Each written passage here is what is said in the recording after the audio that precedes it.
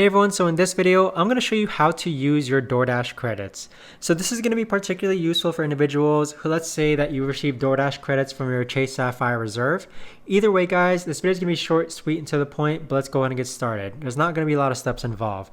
So we're going to go ahead and open up our Doordash app, and then once this finishes loading, we're going to click on the Me icon, which is located on the bottom right hand side. So from this page here guys, we're going to click on Settings next.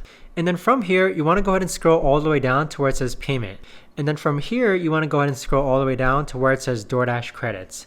So the thing with Doordash Credits is that the credits will automatically apply to future orders. So for my example, I have $5 USD. And so if we actually go into our homepage, and then let's do a mock order. Let's actually order from this place called Protein House. So if I go ahead and scroll down, and then let's just add this acai nutty butter, we'll click Add to Order. Now, once I click on View Cart and then go ahead and scroll down, if you scroll down here, you can see the summary of my order where the subtotal is $18, fees and estimated tax is $249, and then the Doordash credits subtract $5 from the total order, bringing down my total to $15.49.